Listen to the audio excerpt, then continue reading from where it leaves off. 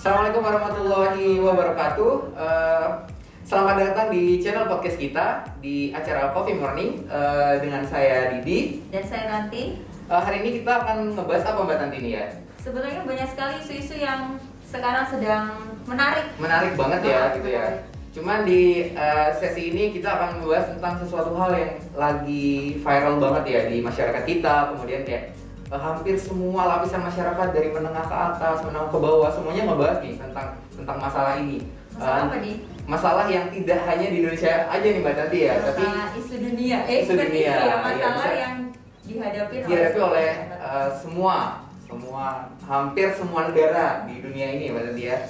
Kita akan membahas tentang COVID-19. Kalau bicara tentang COVID, semuanya pasti kayak kadang takut gitu ya, kadang juga was-was juga. Padahal COVID itu adalah flu gitu ya. Flu ya, benar Flu. ya. Nah, daripada nanti kita bingung ngebahas tentang COVID itu flu kah, virus kah? Bisa sampai mencabut banyak nyawa. Oh, mencabut banyak nyawa. Mencabut kayak malaikat mencabut nyawa. Iya, jadi kalau kita mendengar COVID gitu ya, COVID, wah, udah takut duluan pasti mati nih. Nah, hampir banyak masyarakat terutama yang tidak paham gitu ya terkait COVID ini kayak gimana sih? Di kampung saya kalau batuk dikit itu langsung udah diisolasi. Diisolasi ya? Jadi termasuk kategori ODP. Orang udah termasuk ODP ya? Batuk ya? Iya, kita batuk biasa kan benar. kadang tenggorokan kering kan batuk. Iya. Tapi karena adanya COVID ini, akhirnya batuk dikit udah dicurigai. Iya, jadi pada akhirnya orang semua paranoid nih sama yang namanya COVID gitu kan. Banyak informasi-informasi yang beredar karena tidak semua informasi itu juga benar gitu ya. Oleh karena itu kita di sini kita ngebahas tentang COVID-19 ini, dan yang pasti juga nanti akan ada narasumber yang sudah sangat kompeten banget untuk ngebahas tentang COVID ini apa, kemudian penyebarannya seperti apa gitu kan, cara pencegahannya kayak gimana gitu. Kemudian buat semacam instansi ataupun pemerintah yang akan melakukan protokol kesehatan itu harusnya seperti apa gitu. Oke, narasumbernya kita hari ini siapa di?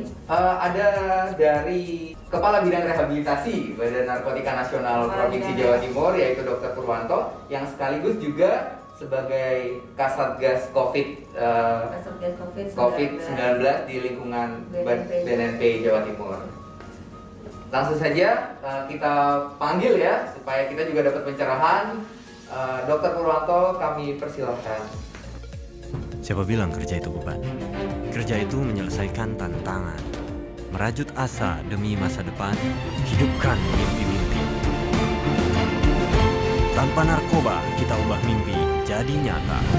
Selamat datang Dr. Pur di channel podcast kami. Gimana kabarnya dok? Baik. Ini podcast ya? Ini podcast dok, podcast Coffee Morning ya? Coffee Morning. Dari BNNP Jawa Timur. Terus saya nyebut mereka apa nih? Kopier dok.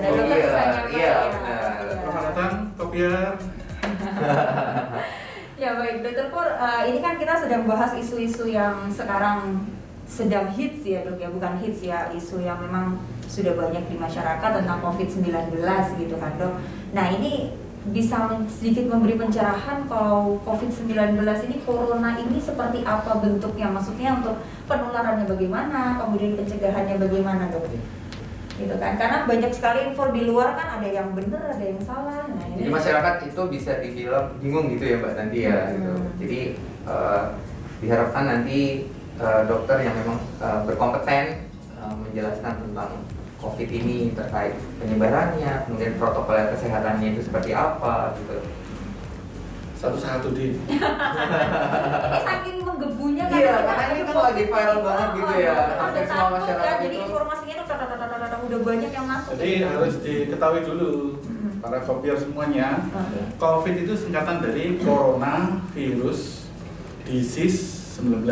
Corona Ya, yang kita tahu dimulainya tahun 2019. Dan bentuknya itu memang coronavirus, itu memang virus flu. Jadi sejak tahun 1900-an itu sudah ada corona. Sebetulnya sudah ada corona. Sudah ada coronavirus. Cuma yang terakhir ini yang kita tahu awal mulanya terjadi negara tetangga sana, itu memang penyebarannya dia, versi virusnya ini, virus flu itu mutasinya hebat, sehingga dia bisa bermutasi sampai sekarang ini bisa menyebar ke seluruh dunia. Tapi flu ini, virus flu ini nggak bisa dipandang enteng, beda sama flu-flu biasa. Nah itu dia dok, kita kan mikir batuk pilek kan selama ini biasa ya dok. Kalau sekarang batuk pilek ngeri dok. Batuk itu ngeri gitu, kalau kita batuk duluan ya gitu kan. Jadi gejala-gejalanya mirip flu, mulai dari pilek, batuk, sakit tenggorokan, demam. Nah, coronavirus yang COVID-19 ini dia punya ciri khas, dia bisa merusak paru. Merusak paru, sehingga mereka yang fatal akibatnya adalah mereka yang punya penyakit penyerta lebih dulu. Jadi usia generasi X lah. Usia rentan itu berarti sekitar 50 tahun ke atas gitu ya dok ya. Jadi usianya kelihatan mungkin 50 tahun ke atas memang. Iya, tapi brewoknya aja. Ya. Secara fisiologisnya masih ya 20. Oh ya oke. Tapi aman ya kalau 20 gitu masih aman ya dok? Tapi tanya dulu, dia punya penyakit penyerta apa enggak? Oh, jadi meskipun usia muda itu ada kemungkinan juga terserang virus ini kalau ada penyakit penyerta gitu dok ya? Oke. Apa aja ya dok ya penyakit penyerta itu bisa? Terutama gangguan di paru-parunya atau di peredaran darahnya. Oh, kalau mohon maaf ya dok ya, kalau ada hubungan dengan penyakit paru-paru, misalkan merokok, kan otomatis paru-parunya tuh udah apa ya, bisa dibilang katanya kalau merokok itu paru-parunya kotor gitu ya, nggak sehat, nggak bersih. Itu gimana dok? Kan saya tadi bilang, rokok itu ke mana arahnya? Paru-paru kan? Iya. Ya bisa berarti bisa. Jadi berarti merokok itu ada kemungkinan besar ya. Alhamdulillah saya tidak merokok gitu ya. Ya alhamdulillah. Alhamdulillah. Tapi kita nggak bahas rokok kan? Tidak membahas rokok. Kita membahas COVID ini beda dengan virus-virus yang lain. Kalau virus-virus yang lain tahu demam berdarah, Iya. juga. Iya. Tapi penularannya dari nyamuk. Oke, dari nyamuk. Nah, COVID ini, coronavirus ini, nularnya dari manusia lain ke manusia. Jadi makanya usaha pencegahannya kita jaga jarak dengan manusia. Jaga jarak. Ini Pakai sudah termasuk masker. jaga jarak aman ya nih dok kita ya? Nah, yang penting pakai masker. Yang penting pakai masker. Kalau virus flu masuknya lewat hidung, mulut, sama mata. Hidung, mulut sama mata. Jadi tangan kita pun juga kadang-kadang menyentuh benda, terus kita pegang-pegang. Makanya kita pakai emang kalau karena kan Surabaya panas ya. Iya, jadi kalau kita suka cuci tangan, juga macam-macam.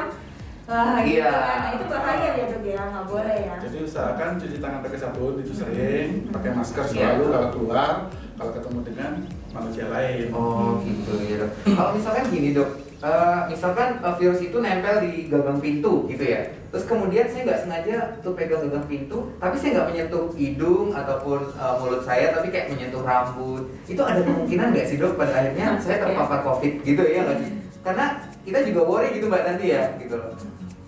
Rambut masuknya kemana di? Nah itu Nah dari tadi makanya makanya itu koreng-koreng kepala supaya saya tidak semacam kayak psikosomatis gitu ya, jadi akhirnya Parno sendiri jadi Parno saya butuh sendiri. penjelasan dari dokter Pur yang paham gitu. Lebih baik cuci tangan. tetap Jadi perilaku bersih hidup, perilaku PHBS, perilaku hidup bersih dan sehat. Jadi selalu cuci tangan, selalu pakai masker, jaga jarak, dan di rumah aja. di rumah aja jangan kemana-mana. Jangan nongkrong. Kalau kemana-mana itu iklan. Susah jadi jangan kemana-mana ya. Iya benar-benar. Di rumah aja. Harap ditahan dulu keinginan untuk bertemunya nih. Bertemu dengan siapa? Kurang tahu saya kamu punya pacar atau enggak. Nah kalau terpaksa ke kantor kayak kita ini kantor ya mau nggak mau ada di situ ada bilik antiseptik. Jadi kita kayak di siram bersihkan gitu. Terus cuci tangan. Terus setelah itu dicek suhu sama petugas di depan. Ya, dok ya. Jangan sampai suhu kita melebihi 38. Berarti kita lagi sakit. Berarti itu protokol kesehatan yang diterapkan di setiap kantor ya dok ya, khususnya di BNNP Jawa Timur juga gitu ya dok ya protokol kesehatan. Kalau mungkin dokter Pur sebagai Kepala Bidang Rehabilitasi di BNNP Jawa Timur dan juga sebagai Kasatgas ya COVID-19 di lingkungan ini, apa yang sudah dilakukan oleh BNNP Jawa Timur ya dok ya untuk supaya penyebaran COVID di BNNP sendiri tuh bisa diminimalisir gitu dok? Tadi kan saya bilang kalau virus ini kan penularannya dari manusia. Iya. Manusia. Iya. Jadi kita ada program namanya WFH. Work from home. Work from home. Dan work from office. Nah, kita diminta untuk seminimal mungkin bertemu dengan orang di kantor. Oke. Akhirnya digilir beberapa staff max 70% lah. Itu ada di rumah. Kerja. Tapi yang di office, yang di kantor, seperti saya katakan tadi, kalau ada tamu yang datang, klien yang datang, tetap ada butuh pelayanan lewat bilik disinfektan. Bukan disinfektan. Bukan ya dok ya? Oh iya. Antiseptik Iya. sekarang. Kalau Kalau desinfektan itu untuk benda mati. Oh. Kalau kita manusia hidup itu antiseptik. Baru tahu kan? Baru tahu. Ya, Nah, baru itu tahu. dia Mungkin perbedaan para bilik kopier kan. juga baru tahu nih ya Ah. informasi ini Iya gitu loh. benar jujur dia mas saya baru tahu. Terus cuci tangan, cek suhu, dan jaga jarak. Oke. Gitu. Jadi meskipun ada klien yang datang ke kantor untuk minta layanan di BNNP Jawa Timur ini masih tetap jalan ya dok ya? Layanan berarti tetap jalan ya dok ya? Masih, Bukan asal- karena Asal mereka tidak terhalang PSBB yang pembatasan transportasi. Oh, jadi kalau misal kita sama-sama di Surabaya gitu dok ya? nggak masalah. Nggak Oh, masalah saya ya, pikir dok ya? WFH karena stafnya banyak yang di rumah, terus yang di WFO sedikit, layanan tutup. Kita udah gak menerima layanan apapun, itu berarti masih ada ya. Kemarin sempat ditutup sementara sih, Mhm. tapi sekarang kan sudah tidak ditutup lagi. Oh, gitu. Jadi Jadi, teman-teman bisa datang, asal tidak bergerombol 20 orang gitu. Oh. Nah, Oke, jadi kalau 1-2 Tetap masih oke diperhatikan ya. Oke, itunya, jadi para caranya. kopier ini informasi yang cukup menyenangkan ya gitu ya bagi masyarakat yang butuh layanan terkait apa yang berhubungan dengan BNNP Jawa Timur bisa datang ke kantor BNNP Jawa Timur dengan syarat yang tadi mungkin di bawah ini gitu ya, syarat yang sudah disampaikan sama dokter Pur tadi untuk menjaga protokol kesehatannya, pakai masker, juga ditembak tetap ditembak. ditembak. Saya mau saya nembak biasanya, saya nggak pernah ditembak. Nggak pengen ditembak. Pernah ditembak gitu, Iya.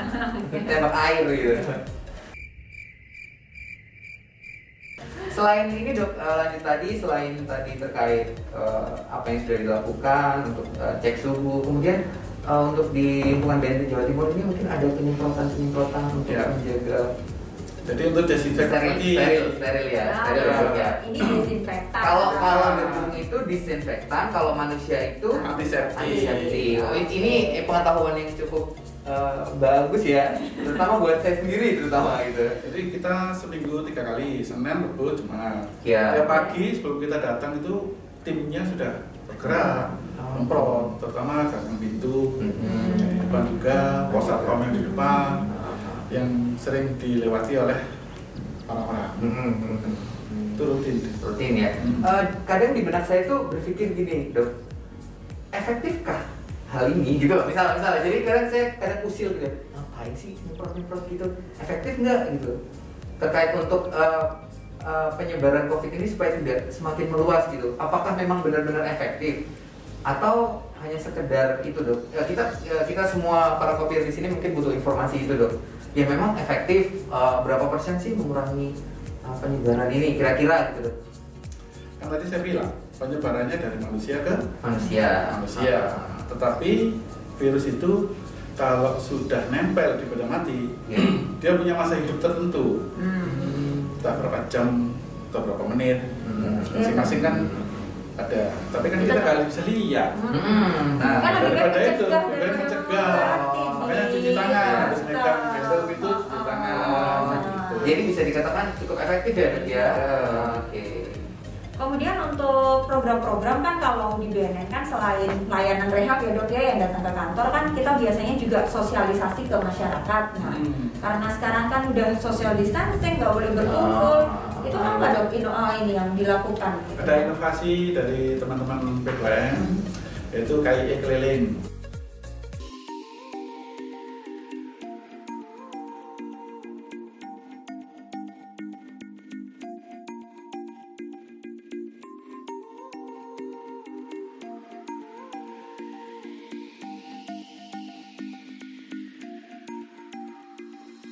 Badan Narkotika Nasional Provinsi Jawa Timur ngajak dulur kabeh, ayo jogo keselamatan bareng-bareng.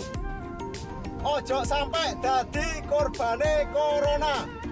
Nek sampean kepeksa lunga utawa metu saka omah, ojo lali gawe masker lan jaket. Jogo jarak kambek wong liya. Ojo mepet-mepet. Apa maneh, Cak?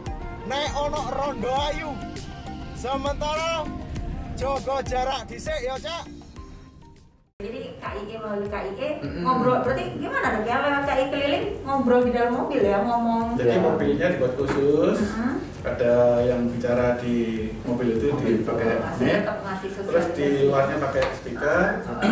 Kadang ngomongnya kalau Surabaya ya bahasa Surabaya. Oh jadi membudaya gitu. Jadi informasi yang disampaikan itu memang lokal gitu. kearifan lokal gitu dok ya. Oke ya. Rek ayo rek. Gak masker gitu. Oh iya benar. Oh dibuka gitu. Ini burung maghrib. Bah, kayak gitu bener ya. Atas dia. Bahasa Jawa nih. Mati.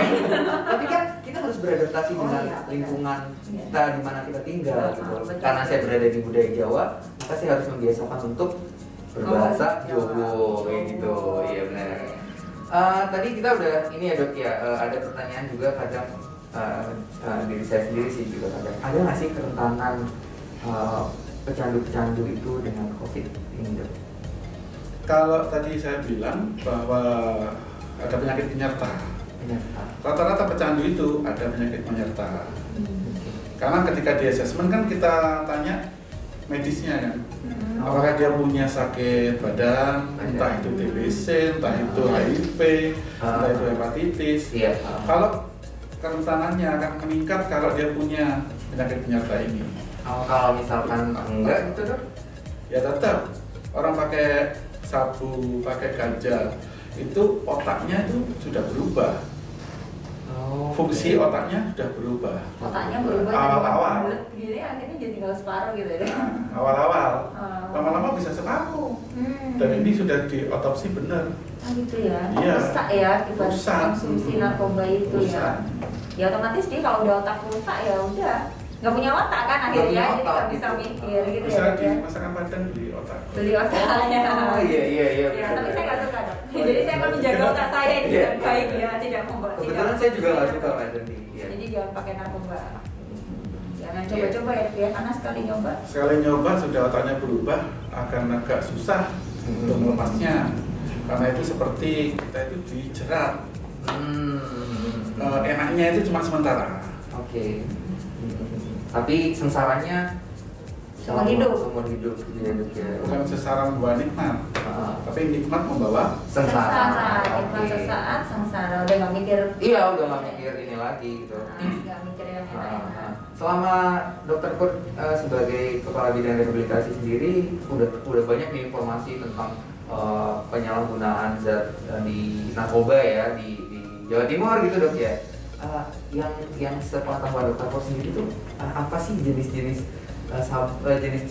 narkotika apa yang lagi marak di Jawa Timur ini dok selama kurun waktu beberapa tahun dokter berkecimpung di dunia narkotika gitu ya, kayak seperti lagu aja.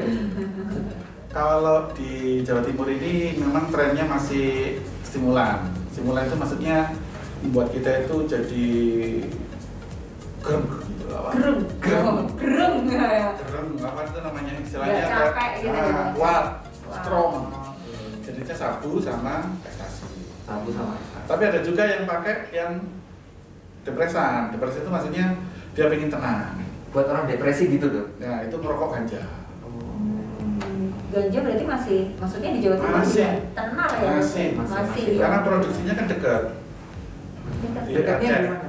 Oh, saya pikir di sebelah sini dok. Soalnya kan dok. Di tetanggaan ya. Kita pikir di situ. Ya emang sih kita lebih dekat Aceh daripada kita ke Cina, malah lebih dekat sini ke Aceh. Iya benar. Kan di peta kan gitu ya. Iya benar. Ya kadang-kadang mereka itu pakai dua-duanya. Pakai ganja. Malam pengen tidur pakai ganja. Siang supaya nggak ngantuk dia atau supaya dia bisa kerja gitu. Dia pakai yang ekstasi atau sabu. Dampak fisiknya otomatis double ya dok ya, maksudnya dampaknya lebih rusak, ya? daya rusaknya itu luar biasa. Tapi yang rusak di otak nggak kelihatan. Kelihatannya kalau diajak ngobrol, perilakunya ya, tiba-tiba dia blank. Dan namanya berubah jadi Joko Sembung, Joko Alas. Diajak ngomong kayaknya ambung belang. Berarti memang bisa dibilang penyalahguna ini ada dampak fisiknya juga gitu ya dok ya.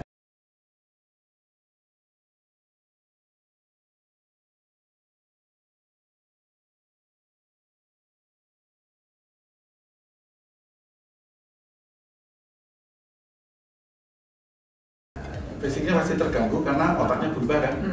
Otak normal itu kan kita habis ini makan, buka, puasa, benar. Terus kumpul sama keluarga, ini sama teman-teman, dari teman, keluarga, pekerjaan, tanggung jawab dan sebagainya dipikirin. Tapi kalau sudah berubahnya itu terlalu pakai atau pecandu yang berat, pikirannya cuma satu, bagaimana caranya dapat barang itu. Jangan ragu dengan usaha yang kita lakukan. Jangan takut diremehkan saat kita bisa buktikan. Gak ada waktu dengerin haters. Yang penting kita terus berkarya.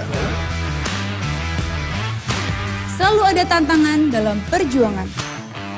Selalu ada pembelajaran di setiap perjalanan. Selalu percaya diri menghadapi masa depan. Semua percaya, kita bisa. Bagaimana caranya dapat narkoba itu? Bagaimana caranya? Gak punya uang? Minta orang tua. Orang tua nggak ngasih lagi. Dia pakai cara, gimana caranya coba bisa beli? Mencuri mungkin salah satunya. Kriminal lah. Makanya kan saya sering juga dengar kan, kita kan pecandu itu kan ininya 3 om di. 3 om. Apa itu? Om, nyolong, mokong kalau nggak. Iya. Bengong kan, bengong ya dok ya pasti. Bengong yang coba sebut tadi. Iya, bengong pasti. Kalau nggak 3M berarti nggak penyalahguna ya. Kalau misal bengong doang gitu, nunggu gajian. Ini udah deket-deket tapi kok udah habis. Iya, makanya itu gitu loh. Enggak ya, berarti nggak aman ya, aman gitu ya. Berarti keseringan bengong. Iya, keseringan bengong gitu. Berarti tadi seperti yang dijelaskan Dr. Pur, ada pengaruh secara fisiologis ya dok, dan psikososial seperti nyuri, akhirnya dia orang yang kooperatif menjadi tidak kooperatif gitu dok ya. Seandainya misalkan ini dok ya, misalkan ada teman saya yang tanya gitu, kalau ada nih saudara saya yang penyalahguna gitu misalnya, dia penyalahguna narkotika gitu ya. Kira-kira harus dilarikan kemana tuh? Apakah di kantor polisi atau mungkin saya bawa ke mana gitu? Misalkan banyak masyarakat awam yang tidak ngerti gitu ya. Banyak masyarakat yang takut sehingga butuh informasi yang benar-benar valid. Penyalahguna ini akan dibawa kemana gitu loh? Untuk penyalahguna narkotika ini memang ada 2 sisi ya. Sisi kesehatan mental, psikologi, sama sisi hukum. Ya. Kalau di BNN kita punya semuanya. Lengkap ya dok ya. Paket lengkap lah, paket komplit. Komplit gitu ya. Dan pemberantasan yang menangkap pengedar, bukan menangkap penyalahguna. Tapi kalau penyalahguna, tes urinnya positif, tapi barang buktinya di bawah SEMA, surat edaran Mahkamah Agung, itu harus direhab karena dia penyalahguna pemakai. Tapi nanti kalau sudah direhab penyalahguna pemakai ini ternyata dia ikut jaringan, ya sudah proses hukum. Beda lagi dong ya. Proses hukum. Bisa rehab. Tapi yang proses hukum yang ditangkap oleh penyidik, oleh teman-teman polisi misalnya, itu kalau ternyata barang buktinya itu sedikit, dia pakai sendiri, berarti dia memakai, direhab. Jadi direhab gitu ya dok ya? Karena ada undang-undangnya di. Iya benar. Undang-undang narkotika itu kan nomor 35 tahun 2009. Ingat ya mbak ya? Pasal 54. 54. Jadi pecandu atau korban penyalahguna narkoba wajib. Wajib berusaha semua ya. Rehabilitasi medis maupun sosial. Bukan ditangkap. Jadi mungkin para kopier yang punya keluarga atau teman-teman di lingkungan sana yang yang ada yang penyalahgunaan gitu ya Mbak Santi ya. Gak usah takut ya, Gak usah takut. Masih menganggap memang masyarakat Manggungnya mungkin dulu takut, nah nanti kalau lapor BNN ditangkap. Padahal tadi udah Dokter Pur udah menyampaikan terkait undang-undang Undang-Undang 35 tahun 2009 pasal 54. Oh, gitu dicatat ya. Jadi kalau misal nanti takut datang, pasalnya di bawah. Jadi langsung aja datang gitu. Pasalnya gini bawah katanya pasalnya penyalahgunanya. Penyalahgunanya iya. Iya, gitu. maksudnya pasal penyalahgunanya bahwa wajib direhabilitasi supaya tidak takut gitu ya. Jangan nunggu ditangkap. Oh, kalau tangkap nanti proses hukum. Beda gitu ya Dok ya. Beda, lebih baik lapor. Jadi ada keluarga misalkan secara sukarela. Oke. Dan lapor di kita, di tempat kita di BNNP maupun BNNK Kota Surabaya, Kabupaten Sidoarjo. Oh, jadi bisa ya Dok ya? Bisa lapor sana. Nanti rehabnya gratis. Oh, tidak dipungut biaya. biaya. Wajib rehab tidak dipungut biaya. Oh iya. Harus ditebelin itu ya. Iya, tidak karena mungkin masyarakat kerentanan penyalahgunaan ini tidak tidak semua orang yang punya duit gitu ya Dok ya. Mungkin kemudian ada yang secara ekonomi itu menengah ke bawah yang mungkin bingung juga nanti kalau di rehab saya mau lapor diri misalkan gitu Dok ya. Terus kemudian bayar nggak, mahal nggak, karena kan nanti harus gini harus gitu. Jadi memang gratis gitu Dok. Gratis, ya? rehab itu gratis. Gratis di.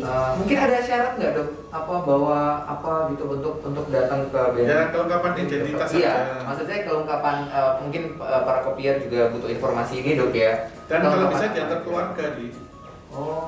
Harus ada walinya. Harus ada wali. Ya. Waduh. Berasa nih, iya. Merasa tersinggung banget nih. Iya. Merasa tersinggung. Jadi keinget.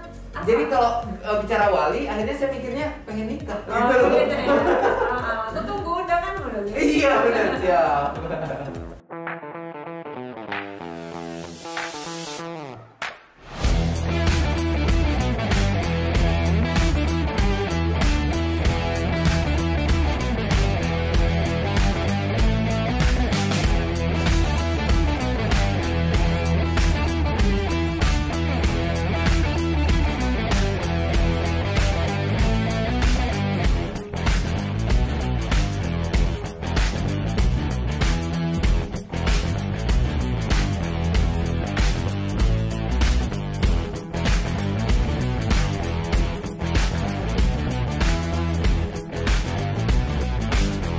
Balik tadi ke lembaga rehabilitasi ya Dok ya di Jawa Timur itu sendiri, banyak nggak sih Dok gitu? Selain apakah di BNNP atau selain di ada? BNNP gitu mungkin. Jadi kalau di Jawa Timur ini lembaga rehab instansi pemerintah di bawah IPWL Kemenkes itu ada 46. Banyak Jawa Timur ya Dok ya. Bukan cuma BNN. Jadi rumah sakit yang sudah terdaftar sebagai IPWL Kemenkes, ada Rumah Sakit Bayangkara, ada klinik BNNK, klinik BNP, 46. Rumah Sakit Jiwa Menur, Rumah Sakit Jiwa Lawang, Puskesmas dan sebagainya yang sudah terdaftar di Kemenkes. Tapi ada juga yang Kemensos, yang swasta. Oh, ada beda ya Dok ya? Ada beda. Tahun ini ada 15, tahun lalu 16, tahun ini 15. Oh, berkurang. Itu ada Yayasan Plato, Yayasan 15 Jawa Timur juga. Jawa Timur. Jawa Timur ya. Kediri ada Eklesia, ada Bambang Nusantara Madiun dan sebagainya. Jawa Timur mulai ujung sampai ujung ada ya Dok? Ada. Berarti cukup banyak ya. Jadi sebenarnya itu masyarakat itu kalau misalnya mau secara sukarela itu sudah banyak tempatnya. Jadi mungkin buat para kopier yang punya keluarga yang jauh misalkan nggak di Surabaya misalkan di kota di ujung sana masih di Jawa Timur, ternyata banyak banget nih gitu ya lembaga rehabilitasi. Jadi asli mana nih? Saya asli Besuki Mbak. Besuki itu mana? Besuki itu Kabupaten Situbondo. Situbondo ya, ada ya Situbondo ya. Baru tahu. Baru tahu dong. Udah tahu, mainnya kurang jauh Mbak tadi itu. Iya. Kurang jauh. Ada ya Dok ya? Ada di Situbondo di. Ada apa? Ada saya. Kalau di Situbondo kayaknya lembaga rehabilitasi nggak ada Dok ya? Belum ada. Belum ada. Mungkin ke depan kabupaten yang dekat dengan Iya. itu. Yang terdekat dari situ Bondo itu Pasuruan atau Lumajang. Pasuruan atau Tinggal pilih. Iya, tinggal pilih ya dok ya. Yang terpenting itu bukan masalah jaraknya, gratis. Nah, gratis itu. gitu ya. Jangan lupa bawa apa pasal yang tadi dok. Pasal itu penting apa? kan dok. Tiba-tiba kadang masyarakat datang tiba-tiba saya takut ditangkap gitu. Jadi kalau bawa pasalnya kan akhirnya masyarakat tinggal nunjukin gitu. Ini saya mau remote, ini pasalnya. Nah kan jadi enak dok. Jadi seperti Pasal itu. 54. Pasal 54. Ingat Mbak Tanti? Ingat. Coba. 4 Undang-Undang 35. Nomor? Pasal 54. Tahun? 2009. Waduh, luar biasa. Saya masih punya otak. Iya, iya. Saya nggak pakai Oh, narkoba. panas, iya, benar. Iya, Itulah supaya- bedanya orang pakai narkoba pasti nggak inget ya. Oh iya, benar. Blank. Iya, iya, Itulah benar. bedanya.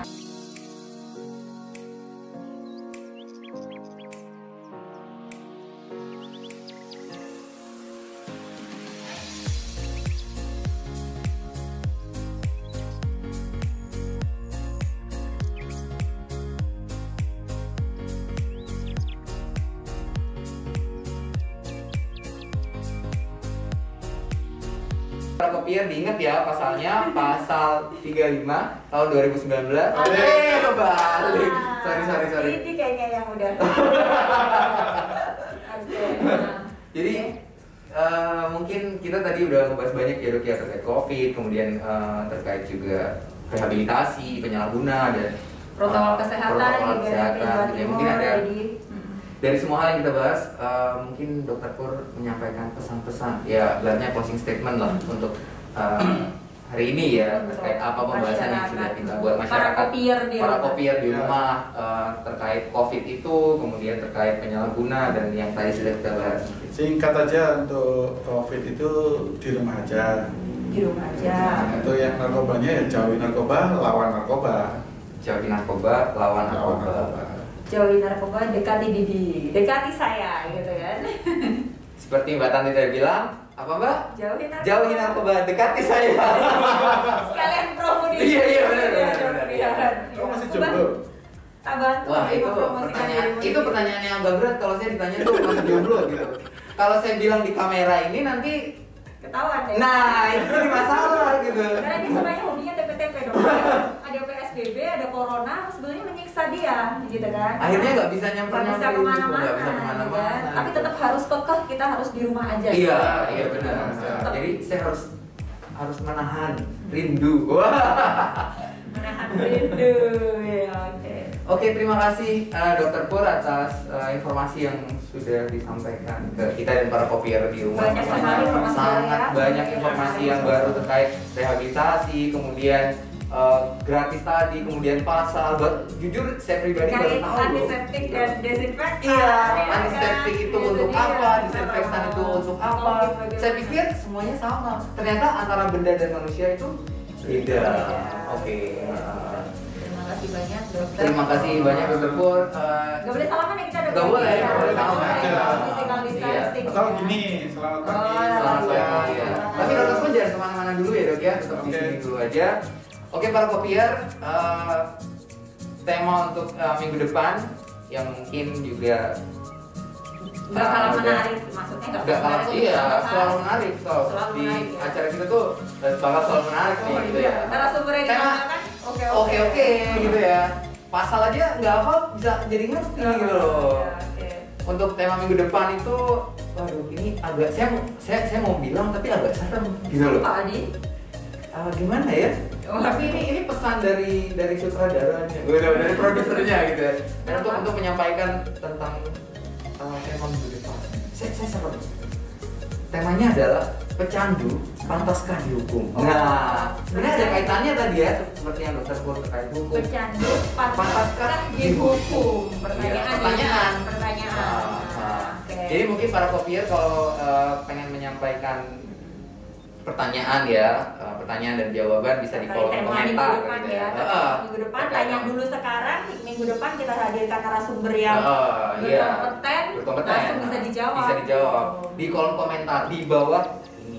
Gitu. Oke. Ya lebih baik ditulis di kolom komentar daripada hanya ditulis di dalam hati kan. Waduh, berat. Lebih baik diungkapkan ya. Oke. Nah. Oke, Mbak Tanti, karena kita sudah di akhir acara, podcast kita episode kali ini. Episode kali ini ya, gitu. Jangan lupa minggu depan kita pasti hadir lagi dengan tema yang tadi sudah saya sampaikan gitu dan akan sangat menarik gitu ya.